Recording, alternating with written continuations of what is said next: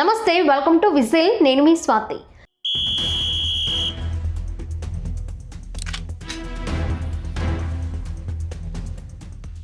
దాదాపు 2 సంవత్సరాలుగా జరుగుతున్న ఇజ్రాయెల్ హమాస్ యుద్ధం ముగింపు విషయంలో కీలక పరిణామాలు జరుగుతున్నాయి.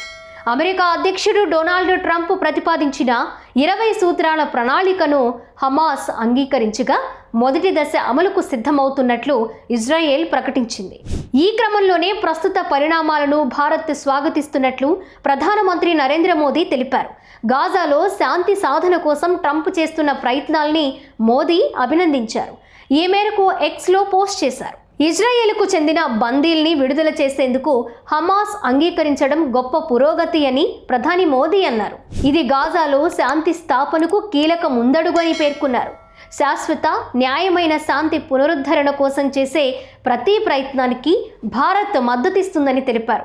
గాజాలో శాంతి ప్రయత్నాలకు నిర్ణయాత్మక పురోగతి సాధించిన ట్రంప్ నాయకత్వాన్ని ప్రధాని మోదీ అభినందించారు. డొనాల్డ్ ట్రంప్ చేసిన ప్రణాళికను తొలుత ఇజ్రాయెల్ అంగీకరించింది. ఈ క్రమంలోనే హమాస్ తన అంగీకారం తెలపకపోవడంపై ట్రంప్ ఆగ్రహం వ్యక్తం చేస్తూ డెడ్లైన్ విధించారు.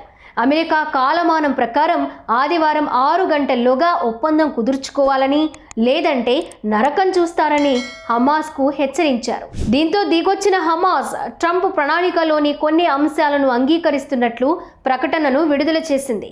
బందీల విడుదలకు అంగీకరించింది. అయితే ప్రతిపాదనలోని కొన్ని విషయాలపై ఇంకా చర్చలు జరపాల్సి ఉందని తెలిపింది. హమాస్ ప్రకటన నేపథ్యంలో గాజాపై దాడులు చేయొద్దంటూ ఇజ్రాయెల్కు ట్రంప్ సూచించారు. గాజాలో నెలకొన్న సంక్షోభాన్ని ముగించడానికి ఒకటిగా ముందుకొచ్చినందుకు ప్రపంచ నేతలకు ట్రంప్ కృతజ్ఞతలు తెలిపారు.